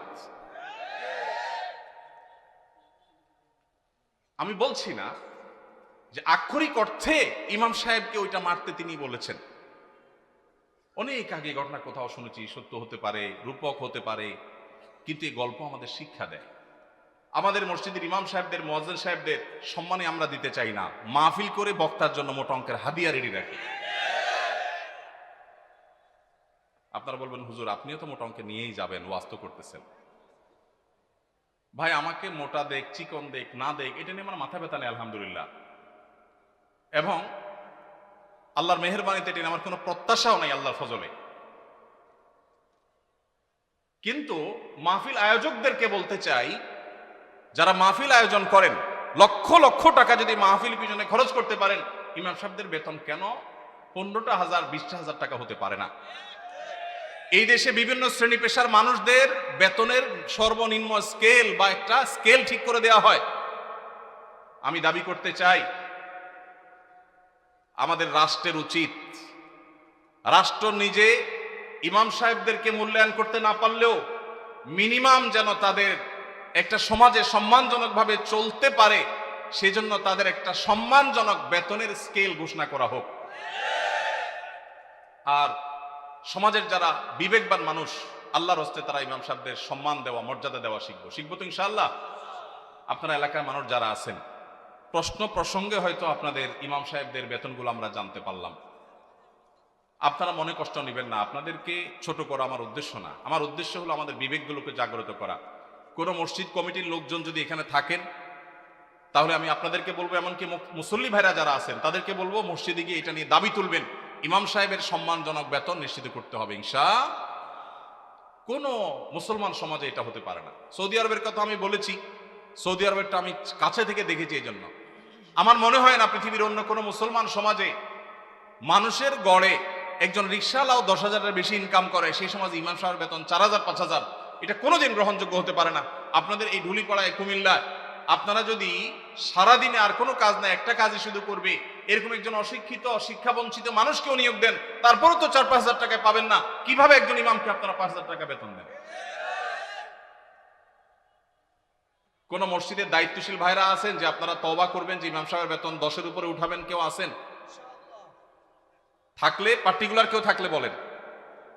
কেউ আছেন? সভাপতি সাহেব, সেক্রেটারি সাহেব যদি থাকেন যে আলোচনা করবেন, অন্তত এ ওয়াদা করবেন। আপনি কোন মসজিদের নাম বলেন? নোয়াগ্রাম। এখন বর্তমান বেতন কত ইমাম সাহেবের? উঠছেন যেহেতু জিজ্ঞেস করি। 7,000। এখন নিয়ত করছেন কত দিবেন? 25 সাল থেকে। 25 সাল মানে এখন তো 25 শুরু হয়ে গেছে। 10-এর প্রস্তাবনা আছে। মাশাআল্লাহ মাশাআল্লাহ। ভাইয়ের মসজিদ কোন এলাকা? নোয়াগ্রাম চৌধুরী বাড়ি। আপনি কি কমিটির? ভাই কমিটি সেক্রেটারি, ওনার মসজিদের ইমাম সাহেবকে ওনারা এই মাস থেকে 10,000 টাকা দেওয়ার নিয়াত করেছে, বলে আলহামদুলিল্লাহ। আমরা বলবো 10,000 নয়, যেহেতু এখন একবার বাড়াইছেন ভালো কথা, 6 মাস পরে বা 1 বছরের মাথায় 15,000 টাকা করবেন ইনশাআল্লাহ। যখন ওরা সেটারও নিয়ত করবেন। নোয়াগ্রামের ভাইরা আপনারা দেখে শুনে রাখেন, কিন্তু রাগ করেন নাই তো আবার? জাযাকাল্লাহ খাইর। আর কোন কমিটির ভাইরা আছেন যে নিয়ত করবেন, নিয়ত চেঞ্জ করবেন? বলেন দেখি, বলেন। আজকে ভিন্ন কালেকশন হোক, বউ কালেকশন হতে করলাম। ভাই কোন মসজিদের বলেন? জি মাশাআল্লাহ, 10,000 রানিং দিচ্ছেন। একটা ভালো উদাহরণ পাওয়া গেল, মাশাআল্লাহ মাশাআল্লাহ, ভালো উদাহরণ আছে। কোন এলাকার? আলমপুর। কিন্তু 10,000 টাকা তো যথেষ্ট না ভাই। কবে নাগাদ আনুমানিক একটা আইডিয়া দেন না, আইডিয়া দেন না। আলাপ করেই তো দিবেন, আপনি তো একা দিবেন না। অন্তত প্রস্তাবনা দিয়ে, যে মাহফিল থেকে হুজুররা প্রস্তাবনা দিছে, অন্তত 15,000 ভিতরে রাখেন, 12 থেকে 15 ভিতরে ইনশাআল্লাহ। কবে নাগাদ? আলোচনা সাপেক্ষে, ঠিক আছে। আপনি মসজিদ কমিটির কি সেক্রেটারি সাহেব, মাশাআল্লাহ। আল্লাহ সেক্রেটারি সাহেবকে তৌফিক দান করুন, বলুন আমিন। একটা ভালো দৃষ্টান্ত, ভাইরা 10,000 দিচ্ছেন, মাশাআল্লাহ, কিন্তু 10,000 যথেষ্ট না ভাই, 10,000 যথেষ্ট হতে পারে না। আল্লাহ তাআলা আমাদেরকে উলামায়ে কেরামের, মসজিদের ইমাম সাহেবদের মূল্যায়ন করার তৌফিক নসিব করুন। আমি ভাই একাধিক মাহফিলে এমন ঘটেছে যে মসজিদে গিয়ে ইমাম সাহেবদের বেতন কম, এটা ব্যক্তিগত আলোচনা জানতে পেরেছি। আমি আমার মতো করে কমিটির ভাইদেরকে দাওয়াত দিয়েছি এবং বোঝানোর চেষ্টা করেছি, আমরা মাহফিলের জন্য যদি লাখ লাখ খরচ করতে পারি, কেন ইমাম সাহেবদের দিতে পারবো না? আল্লাহ আমাদেরকে তৌফিক দান করুন। রাসূলের জামানার সাথে আমাদের মসজিদের কার্যক্রমের কোনো পার্থক্য আছে কিনা? ইমামদের কি কি ভূমিকা পালন করা দরকার? রাসূল করিম সাল্লাল্লাহু আলাইহি ওয়াসাল্লামের যুগে তার হাতে গড়া মসজিদগুলো, সাহাবাদের হাতে গড়া মসজিদগুলোর একটা বড় বৈশিষ্ট্য ছিল, সেগুলো শুধু নামাজের ঘর ছিল না, সেটা ছিল কমপ্লিট প্যাকেজের নাম। একটা মুসলিম সমাজের যা যা দরকার তার সব কিছুর আয়োজন মসজিদ থেকে করা হতো। সেখানে দারিদ্র্য বিমোচনের কাজ হতো, কারো পারিবারিক কলহ হলে নবী সাল্লাল্লাহু আলাইহি ওয়াসাল্লামের কাছে আসলে তিনি সেটা মীমাংসা করতেন, এই ঘটনা বহু আছে। কোন মানুষ ক্ষুধার্ত, তিনি এসে নবীজির কাছে সাহায্য চেয়েছেন, তার জন্য নবী সাল্লাল্লাহু আলাইহি ওয়াসাল্লাম সাহায্য তুলেছেন, সেটাও আছে। আমাদের মসজিদগুলো থেকে নবী করিম সাল্লাল্লাহু আলাইহি ওয়াসাল্লামের মতো, সেই মসজিদের মতো আজ বহুমুখী কাজ হয় না। আমরা বেশিরভাগ মসজিদগুলোকে শুধু নামাজের ঘর বানিয়ে সীমাবদ্ধ রেখেছি। আমাদের মসজিদগুলোতে যুবকদের জন্য তেমন কোনো আয়োজন নেই, আমাদের মসজিদগুলোতে শিশুদের জন্য তেমন কোনো আয়োজন নেই। আমি আশ্চর্য হয়েছি ইউরোপের বিভিন্ন মসজিদে দেখে, যে অমুসলিম প্রধান দেশ, আমাদের বাংলাদেশি ভাইরা সেসব মসজিদ বানিয়েছেন, কিন্তু সেখানে দেখা গেছে শিশুদের জন্য আলাদা আয়োজন। আপনারা এখানে যারা আছেন, কয়টা মসজিদ আছে বলতে পারবেন যে আমাদের মসজিদে শিশুদের জন্য সুস্থ সাংস্কৃতিক চর্চা, আমাদের সমাজে মসজিদে বাচ্চাদের জন্য নামাজে আসলে বিনোদনমূলক, তাদের জন্য প্রণোদনামূলক ব্যবস্থা আছে, এরকম ব্যবস্থা আছে কয়টা মসজিদে ভাই? খুব একটা নাই, বরং উল্টা আরো ধমক দেয়। বলে মসজিদে আসলে ধমক দেওয়ার কালচার আছে, বন্ধ করতে হবে এই কালচার। মসজিদে বাচ্চারা টুকটাক ডিস্টার্ব করলে ধৈর্য ধারণ করতে হবে, বেশি ডিস্টার্ব করলে তাদেরকে সুন্দর করে বুঝাইতে হবে, অভিভাবককে বুঝাতে হবে। আজকের শিশু আগামী দিনের মুসল্লি। নবী করিম সাল্লাল্লাহু আলাইহি সাল্লাম খুতবা দিচ্ছিলেন জুমার। হাসান বা হোসেন রাদিয়াল্লাহু তাআলা আনহুমা দৌড়ে আসছিলেন নানার দিকে, জামা পেঁচায়া শরীরের সাথে পড়ে গেছেন। নবীজি মিম্বর থেকে নেমে দূরে গিয়ে নাতিকে কোলে নিয়ে আবার এসে মিম্বরে দাঁড়ালেন, তারপর খুতবা কন্টিনিউ করলেন। আপনার মসজিদের ইমাম সাহেব করলে চাকরির কি হাল থাকবে বলেন? চাকরি থাকবে? নবী করিম সাল্লাল্লাহু আলাইহি সাল্লামের জায়গায় আমরা যদি হতাম তো বলতাম, মেয়েকে যে বলতাম, মা অন্তত আমার খুতবার সময়টা তো ধরে রাখবা। বলতাম কি বলতাম না? আমার নবী করিম সাল্লাল্লাহু আলাইহি সাল্লাম সেরকম কথা বলেছেন বলে জানা যায় না। তিনি সিজদায় গেছেন জামাতে নামাজে, ভাই একাকী না, মসজিদে তিনি ইমামতি করছেন, তার পিঠের উপরে হাসান হোসেন যখন উঠে বসছেন, নবী সাল্লাল্লাহু আলাইহি ওয়াসাল্লাম আর তাদেরকে নামানোর জন্য কোনো কসরত করেন নাই। ওই অবস্থায় তিনি অপেক্ষা করছেন, সিজদার তাসবিহ বাড়াচ্ছেন, সময় যাচ্ছে। নাতির ঘোড়ায় চড়ার শখ পূরণ হওয়ার পর যখন পিঠ থেকে নামছে, তখন নবী সাল্লাল্লাহু আলাইহি ওয়াসাল্লাম মাথা উঁচু করছেন। এরপরে নামাজ শেষে সাহাবীরা জিজ্ঞেস করছে, হে আল্লাহর রাসূল, আজকে সিজদা একটু লম্বা হয়েছে, ব্যাপার কি? কি কোনো ওহী আসলো নাকি বিশেষ কোনো নির্দেশ কি? তখন নবী সাল্লাল্লাহু আলাইহি ওয়াসাল্লাম বললেন, সেরকম কিছুই না, আসলে নাতি পিঠের উপর উঠেছিল, আমি তাকে নামাতে চাইনি, সে নেমেছে, তারপরে তিনি নবী সাল্লাল্লাহু আলাইহি ওয়াসাল্লাম মাথা উঁচু করেছেন। আমাদের ইমাম সাহেবদের যদি নাতি তো দূরের কথা, নাতিরে তো মানুষ একটা একটা আদর করে, ছেলেও যদি আসতো বা নাতির জায়গায় আরো কিছু যদি আসে, পিঠের উপরে তার পরিবারে কোনো বাচ্চা আসতো, ইমাম সাহেবের চাকরি চলে যেত। ঠিক না ভাই? ঠিক। ভাইরা আমার, যদি নবী সাল্লাল্লাহু আলাইহি ওয়াসাল্লামের পিঠে নাতি উঠার পরও নবী সাল্লাল্লাহু আলাইহি ওয়াসাল্লাম ফাতিমা রাদিয়াল্লাহু তাআলা আনহাকে এই কথা বলার কথা হাদিসে পাওয়া যায় না যে নামাজের পর নবী সাল্লাল্লাহু আলাইহি ওয়াসাল্লাম ফাতিমা রাদিয়াল্লাহু তাআলাকে বসে বলেছেন, বললে সেটা অবশ্যই হাদিসে আসতো। নবী সাল্লাল্লাহু আলাইহি ওয়াসাল্লামের ব্যক্তিগত জীবনের যে সমস্ত বিষয় থেকে উম্মতের শিক্ষা আছে তার সবগুলো হাদিসে আসে।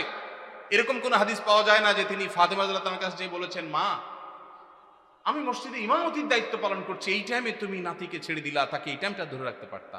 নবীজি এরকম বলেছেন বলে কোনো প্রমাণ পাওয়া যায় না। এই জন্য বাচ্চাদের টুকটাক মসজিদে আসা, তাদের ডিস্টার্ব করা, এটাকে মুরব্বীরা, চাচাজিরা, বাবাজিরা আল্লাহর ওয়াস্তে হজম করে নিবেন। আপনারা যদি ধমক দেন তো মনে রাখবেন, এই বাচ্চা মসজিদ থেকে যদি দূরে সরে যায় আপনার ধমকের কারণে, সারা জীবনের জন্য আপনি গুনাহগার হয়ে থাকবেন। এদেশের একজন প্রথম সারির বড় আলেম, প্রথম 10 জনের একজন হবে, নাম বললে সবাই 100% মানুষ চিনে যাবেন, আমি নাম বলছি না। ওনার ছেলে মদিনা ইউনিভার্সিটিতে তখন পড়ে, আমাকে বলেছিল ব্যক্তিগতভাবে, ভাই আল্লাহ আমাকে আলেম বানিয়েছেন, মাদ্রাসা পড়িয়েছেন, ইউনিভার্সিটিতে পড়ালেখা করে অনার্স করেছি, আমি ছাত্র বা শৈশবে ছোট জীবনে মসজিদ থেকে ধমক খাইছি এক মুরব্বীর, আমি মরণ পর্যন্ত ভুলবো না, আমার মনে কতটা আঘাত সেটা এঁকে দিয়েছে। বহু ধমক জীবনে খেয়েছি, কিন্তু ওই ধমকটা ভুলবো না। মসজিদে গিয়েছি বহুত আবেগ নিয়ে, অনুভূতি নিয়ে, একটু দুষ্টামি করেছি, যেই ধমক খেয়েছি আমার ভেতরটা কেঁপে উঠছে। আমি চিন্তা করি, আমার জায়গায় একজন সাধারণ মুসলমান যে এতটা ইসলাম বুঝে না, হয়তো স্কুল কলেজে পড়েছে, সে যদি আঘাতটা পাইতো সে হয়তো নাস্তিক হয়ে যেত, সে হয়তো ইসলাম থেকে দূরে সরে যেত। এই জন্য মসজিদ থেকে বাচ্চাদেরকে ধমক দিবেন না। আদর্শ মসজিদের জন্য, বাচ্চাদের জন্য, যুবকদের জন্য, এমনকি মা বোনদের দ্বীনি শিক্ষার জন্য চিন্তা ভাবনা, ফিকির, তাদের জন্য পর্দা প্রাইভেসি রক্ষা করে কিভাবে তাদেরকে দিনদার বানানো যায়, ফরজে আইনের ইলম শেখানো যায়, সেই ব্যবস্থাপনা থাকতে হবে। মসজিদ থেকে জনসেবামূলক কার্যক্রম থাকতে হবে। জনসেবার জন্য পয়সার দরকার নাই, ইচ্ছা যথেষ্ট। আমি একটা ক্যাম্পেইন শুরু করছি, প্রত্যেক এলাকায় যুবক ভাইয়েরা ইমাম সাহেবদের নেতৃত্বে এলাকা পরিচ্ছন্নতা অভিযানে নেমে যান। আপনার এলাকাটা সবচেয়ে ক্লিন রাখেন। প্রতিদিন এক ওয়াক্ত নামাজের পরে 10 মিনিট করে এলাকা ভাগ করে নেন, সারের বস্তায় করে সব ময়লা গালা কুড়িয়ে এক জায়গায় এনে সেটাকে জ্বালিয়ে দেন বা শেষ করেন, এলাকাকে পরিচ্ছন্ন করেন। আরো হাজারটা কাজ করা যায় পয়সা কড়ি ছাড়া, সামান্য একটু মেহনত করলে, পরিশ্রম করলে দেশের চেহারা আমরা পরিবর্তন করতে পারবো ইনশাআল্লাহ। আল্লাহ আমাদের সবাইকে মসজিদে নববীর মতো একটা বহুমুখী কার্যক্রম বিশিষ্ট মসজিদ আমাদেরকে করার তৌফিক নসিব করুন। বর্তমান সময়ে আলেমদের মধ্যে কাদা ছড়াছড়ি বেশি চলছে, আমাদের করণীয় কি? কোন হুজুর আবার কাদা মারল? শীতকালে কাদা পাবে কোথায় এখন ভাইয়েরা? ওলামায়ে কেরামের মধ্যে মত পার্থক্য থাকবে, এটা স্বাভাবিক। মতের ভিন্নতা থাকবে, এটা কি স্বাভাবিক না অস্বাভাবিক? শুধু ওলামায়ে কেরাম কেন, আমাদের নিজেদের মধ্যে মতের ভিন্নতা আছে না নাই? আছে। স্বামী স্ত্রী দুইজন সংসার করতে গেলে হাজারো বার একজন আরেকজনকে ভালোবাসি ভালোবাসি জিকির করতে করতে মুখে ফেনা তোলার পরও দেখা যায় হঠাৎ করে ইউক্রেন রাশিয়ার মতো যুদ্ধ বেঁধে যায় কি যায় না? তো যারে সারাদিন ভালোবাসি ভালোবাসি যে পরিমাণ জিকির করতেছেন আর জিকির তুলতেছেন, তার সাথেও যদি আপনার বেঁধে যায়, তাহলে বোঝা গেল যত জন তত মত। মানুষের দৃষ্টিভঙ্গি, মানুষের বুঝার বেশ কম থাকে, এটা থাকবে, কিয়ামত পর্যন্ত থাকবে। সব আলেমরা সব বিষয় একমত হয়ে যাবেন, এটা কিয়ামত পর্যন্ত কখনো সম্ভব না। তাহলে মতের ভিন্নতা, ইখতিলাফ, মতের বৈচিত্র্য, এটা কখনো দোষের কোনটা ভাই? দোষের হলো এই যে কাদা ছড়াছড়ি বলতে যেটা বুঝিয়েছেন আপনি, সেটা অর্থাৎ মতভিন্নতাটা যদি মতবিরোধে চলে যায়, শত্রুতায় চলে যায়, যেখানে ইসলামের শত্রুদের সাথে লড়াই করা দরকার, সেই লড়াই যদি নিজেদের মধ্যে করে, যেই শক্তি আল্লাহ এবং তার রাসূলের দুশমন, মুসলমানদের দুশ্মনদের বিরুদ্ধে ক্ষয় করা দরকার, সেই শক্তি যদি নিজেদের বিরুদ্ধে ক্ষয় করে, সেটা হলো নিন্দনীয়, সেটা হলো নিকৃষ্ট কাজ, সেটা হলো খারাপ কাজ। আল্লাহ তাআলা আমাদেরকে সেই খারাপ কাজ থেকে বেঁচে থাকার তৌফিক দান করুন। ভাইরা আমার, এই দেশ সেই দেশ যে দেশ ওয়াজ মাহফিলের আওয়াজে মুখরিত হয়। এই মাটি সেই মাটি যে মাটিতে কনকনে শীতের মধ্যে প্যান্ডেলের বাইরেও অগণিত মানুষ ঘন্টাকে ঘন্টা দাঁড়িয়ে নিজের পকেটের টাকা খরচ করে এসে মাহফিল শুনেন। লক্ষ্মীপুর থেকে এই মাহফিলে এসেছেন, দেখা করেছেন আমার সাথে। চাঁদপুর থেকে এসেছেন, আমার সাথে দেখা করেছেন। আরো হয়তো অনেকে অজানা আমার ভাইয়েরা দূর দূরান্ত থেকে এসেছেন। আপনাদেরকে কি এই ঢুলিপড়া ঐক্য পরিষদের ভাইয়েরা সবাইকে পথ ভাড়া দিছে? বিরিয়ানির প্যাকেট ট্যাকেট আছে আজকে? সেটাও নাই। নিজের খরচে নিজের গরজে ওয়াজ মাহফিলগুলোতে যে স্বতঃস্ফূর্ত অংশগ্রহণ হয়, বাংলাদেশে কোন সমাবেশে এই রকম স্বতঃস্ফূর্ততার কোন দৃষ্টান্ত কেউ দেখাতে পারবে না। সেই দেশে সেই মাটিতে আমরা মুসলমানরা সামান্য কিছু বিদেশিদের দালাল, তাদের এজেন্ডা এই দেশের মাটিতে এই দেশের মানুষের খেয়ে যারা বাস্তবায়ন করে, তাদের কাছে আমরা অনেকটা গোলামীর জিঞ্জিরে আবদ্ধ হওয়ার মতো আবদ্ধ হয়ে আছি আজ 50টা বছর। 50 বছর বললে ভুল হবে, সে ব্রিটিশ আমল থেকে শুরু হয়েছে। দ্বীন এবং ইসলামকে কোণঠাসা করে একঘরে রাখার এক অপচেষ্টা, নীল নকশা এদেশে প্রতিনিয়ত বাস্তবায়ন করা হয়। এদেশের শিক্ষাক্রমে, পাঠ্যপুস্তকে এদেশের আপামর সাধারণ ধর্মপ্রাণ মানুষের চিন্তাধারার প্রকাশ আপনি সচরাচর দেখতে খুব কম পাবেন না। এদেশের সংবিধানে, এদেশের আইনে, এদেশের মিডিয়াতে, এদেশের আদালতে, এদেশের বিভিন্ন জায়গায় গণমানুষের আকাঙ্ক্ষা বলতে যা, সেটা খুব বেশি প্রতিফলিত হতে দেখবেন না। দেখবেন যে সব এজেন্ডা বাস্তবায়ন, বিভিন্ন জিনিস পুশ করানোর চেষ্টা, এত এত শয়তানি চক্রান্ত যেই মাটিতে চলে, সেই মাটিতে ইসলামপন্থীরা পরস্পর কাদা ছড়াছড়ি করবে, এর চাইতে নির্লজ্জতা, এর চাইতে দুঃখজনক ঘটনা মুসলমান জাতির জন্য আর কি হতে পারে? আল্লাহ তাআলা আমাদেরকে ভিন্ন ভিন্ন মত থাকা সত্ত্বেও পরস্পরের সাথে সৌহার্দ্যপূর্ণ সম্পর্ক বজায় রেখে, ভিন্ন ভিন্ন চিন্তা থাকা সত্ত্বেও কাঁধে কাঁধ মিলিয়ে, হাতে হাত মিলিয়ে যার যার আল্লাহ এবং তার রাসূলের পথে আহ্বানের মিশনকে আল্লাহ তাআলা সাকসেস করার তৌফিক দান করুন। ভাইরা আমার, সাপ যখন এসে যায়, যার হাতে যা থাকে সে তা নিয়ে ঝাঁপিয়ে পড়ে। কিভাবে সাপের ক্ষতি থেকে বাঁচা যায়, ঠিক না ঠিক? আমাদের উচিত আমরা যে যেই মতের হই, যে যেই পথের হই, আমাদের কমন শত্রু, আপনার শত্রু, আমার শত্রু, ওনার শত্রু, সবার শত্রু যারা যারা আমাদের শত্রু হওয়ার ব্যাপারে কোনো ভিন্ন মত নাই, তাদেরকে আপনি আপনার মতো, আমি আমার মতো, উনি ওনার মতো, তাদেরকে দমনের পিছনে লেগে যাই। আমাদের নিজেদের পেছনে ছিদ্র খোঁজার কাজটা আল্লাহর ওয়াস্তে বন্ধ করে দিই। আমরা যারা সাধারণ মানুষ আছি, আমরা পাড়া মহল্লা থেকে ভিন্ন মতের, ভিন্ন দলের, ভিন্ন চিন্তার মুসলমান ভাইয়ের সাথে কাঁধে কাঁধ মিলিয়ে চলা শিখবো তো ইনশাআল্লাহ। মনে রাখবেন, মতের ভিন্নতা আছে, থাকবে। মতের ভিন্নতা থাকে যদি 10টা বিষয় নিয়ে, মতৈক্য আছে 100 বিষয় নিয়ে, ঠিক না ঠিক?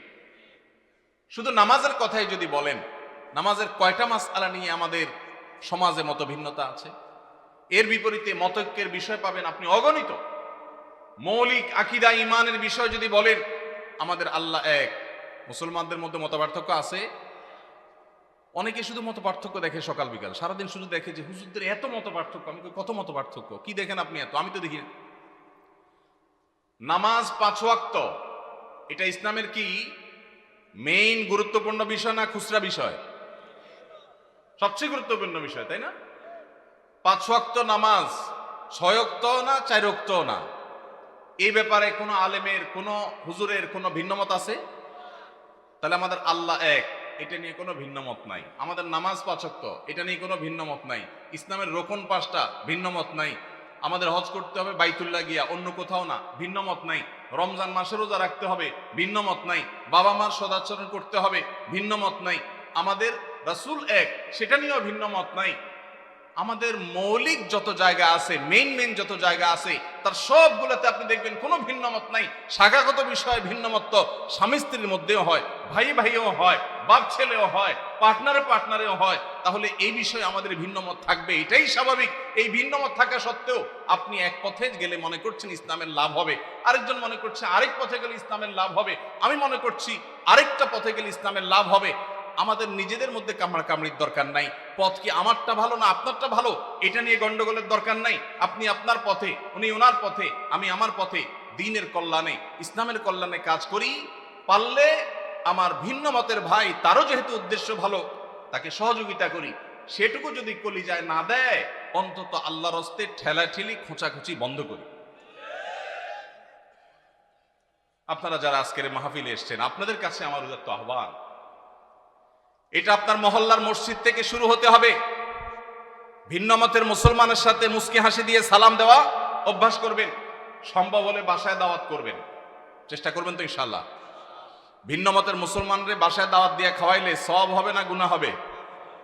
কি বলেন ভাই, গুনাহ হবে? ভাই মদিনা শরীফ থেকে, মসজিদে নববীর সোহবতে থেকে, মদিনা ইসলামী বিশ্ববিদ্যালয় থেকে পড়াশোনা করে অনার্স মাস্টার্স করে আসছেন। সৌদি আরবে দায়ী ছিলেন, ঢাকা ইউনিভার্সিটিতে পড়াশোনা করেছেন, অনেক যোগ্য মানুষ। ভাই, অন্য মতের আহলে কেবলা, আহলুস সুন্নাত জামাতের শামিল ভাইকে দাওয়াত দিয়ে খাওয়াইলে, এমনকি যদি অন্য মতেরও হয়, রাসূল আকরাম সাল্লাল্লাহু আলাইহি সাল্লাম যদি অমুসলমানকে খাওয়ান, তো আমরা ভিন্ন মতের মুসলমানরে খাওয়াইলে সওয়াব হবে না গুনাহ হবে? ভাইকে একমত? সওয়াব হবে তো? আলহামদুলিল্লাহ। এখানকার সব হুজুররা একমত। আপনার কারণ হুজুরদের মধ্যে কোনো মিল নাই, মত পার্থক্য শুধু। কই মত পার্থক্য? আমরা 3 হুজুর একমত হয়ে গেছে আলহামদুলিল্লাহ। আমি আশা করি দেশে কোনো হুজুরের ভিন্ন মত নাই। এখন আমার প্রশ্ন, আপনি একজন তবলিগ জামাত করেন, আপনি জামাত ইসলামীর এক ভাইকে, চরনাবিশ মুরিদ এক ভাইকে, আহলে হাদিস এক ভাইকে আপনার বাসায় শুধু আপনার মুসলমান ভাই হিসাবে দাওয়াত দিয়া খাওয়াইছেন। এই ঘটনাগুলো আমাদের দেশে বেশি হয় না কম হয়? কম হয় মানে সচরাচর খুব একটা দেখাই যায় না। আহা, আমাদের কলিজাগুলোকে একটু বড় করতে হবে যদি আমরা আল্লাহকে খুশি করতে চাই। আল্লাহ আমাদেরকে তৌফিক দান করুন। ওলামা একরামের মধ্যে মতভিন্নতা, এটা অনেক সময় আমরা বাড়াই, অনেক সময় আমাদের এই ক্যামেরা হুজুররা বাড়ায়। ক্যামেরা হুজুররা অহেতুক মিথ্যা ভুয়া থাম্বনেল দিয়া একজনের পিছনে একজনকে লাগাই দেওয়া হয়। অনেক সময় আসলে লাগালাগির কিছু নাই, কিন্তু সাধারণ দর্শকরা দেখে মনে করে, দেখছো হুজুররা লাগালাগি শুরু করছে। আসলে হুজুরদের কোনো লাগালাগি নাই, লাগালাগি কাদের? ক্যামেরাম্যান ভাইদের। আল্লাহ আমাদের ক্যামেরাম্যান ভাইদেরকে হেদায়েত দান করুক, ইউটিউবার ভাইদেরকে আল্লাহ হেদায়েত দান করুক। সামান্য ভিউ কামানোর জন্য যারা আল্লাহর দ্বীনের ক্ষতি করছেন, যারা ওলামা একরামের মধ্যকার সম্পর্ক নষ্ট করছেন, তারা আল্লাহকে ভয় করেন। এই টাকা জাহান্নামের আগুন হয়ে আপনাদেরকে স্পর্শ করবে। এমনি ক্যামেরা সেট করা নিয়ে আপনার এদের উপরে খেপা আছেন, এখন তাদের বিরুদ্ধে ওয়াজ গেছে। আমি তো তাদের নিরাপত্তা নিয়ে আশঙ্কায় আছি। আল্লাহ তাআলা আমাদের ভাইদেরকে হেদায়েত দান করুন। ভাইরা আমার, সিরিয়াস ইস্যু। যারা ইউটিউবাররা আছেন, ওয়াজ মাহফিলের ভিডিওগুলো আপনারা রেকর্ড করেন, ছাড়েন, আল্লাহর হস্তে ভুলভাল ফালতু থাম্বনেল দিবেন না। এমন মিথ্যা থাম্বনেল দেখা যায় ওটার কথা ভিতরে কিছুই নেই। অনেক সাদামাটা মানুষ আছে, বুঝে না। তো ওলামা ইকরামের মধ্যে দূরত্ব সৃষ্টি করার ক্ষেত্রে এসব কাজের ভূমিকা আছে। আমরা যারা সাধারণ মানুষ আছি, আমাদের কাজ কি? আমাদের কাজ হলো অন্তর থেকে সব মুসলমানকে ভালোবাসবো। চেষ্টা করা যাবে না ইনশাআল্লাহ? আমি আমার কাজ করব, ভালোবাসবো সবাইকে। কাজ আমি যেটাকে সঠিক মনে করছি সেটাই করব, কিন্তু আমার ভালোবাসা হবে সব মুসলমানকে। ঠিক আছে না ইনশাআল্লাহ? সব আহলে কিবলাকে, সব আহলে সুন্নাত জামাতকে। আল্লাহ তাআলা আমাদের সবার দিলগুলোকে বড় করার তৌফিক নসিব করুন। আলহামদুলিল্লাহ, ওলামা একরাম যুগের চ্যালেঞ্জ উপলব্ধি করতে সক্ষম হচ্ছেন। আমরা দেখতে পাচ্ছি চতুর্দিকে আলহামদুলিল্লাহ ভিন্ন ভিন্ন মতের ওলামায়ে কেরাম একই মঞ্চে আলোচনা করছেন, উঠছেন, দেখা সাক্ষাৎ হচ্ছে, এটা একটা ভালো ইন্ডিকেটর, এটা ভালো আলামত। আমরাও মহল্লা মহল্লায় চর্চা শুরু করব। আমি যেটা বলেছিলাম, ভিন্ন মতের ভাইকে দাওয়াত দিয়ে খাওয়াবেন, তার বাসায় যাবেন, তার প্রতি সহমর্মী হবেন, তার জন্য দোয়া করবেন, তার ছেলে মেয়ের জন্য দোয়া করবেন। এর মাধ্যমে নিজেদের মধ্যে সম্প্রীতি এবং সৌহার্দ্য বাড়বে। আল্লাহ আমাদেরকে তৌফিক দান করুন। ভাইরা, আমার রাত হয়েছে, আমরা আর কথা বাড়াতে চাই না। যে বাকি প্রশ্নগুলো আছে সেগুলো প্রশ্ন উত্তর ইনশাআল্লাহ আমরা অন্য কোনো মজলিসে দেওয়ার চেষ্টা করব। আজকের এই ধুলিপাড়া ঐক্য পরিষদের যে মাহফিলে যে আলোচনাগুলো আমরা শুনলাম, আল্লাহ তাআলা আমাদের সবাইকে সে আলোচনা অনুযায়ী আমল করার তৌফিক দান করুন, বলুন আমিন। আল্লাহ তাআলা আমাদের সবাইকে এই মাহফিল থেকে দ্বীন এবং ঈমানের শিক্ষা নিয়ে যাওয়ার তৌফিক দান করুন।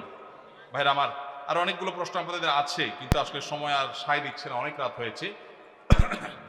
আমরা সবাই মসজিদ থেকে উঠার দোয়া পড়ি। সুবহানাল্লাহি ওয়া বিহামদিহি, সুবহানাকাল্লাহুম্মা ওয়া বিহামদিকা, আশহাদু আল্লা ইলাহা ইল্লা আনতা, আস্তাগফিরুকা ওয়া আতুবু ইলাইক।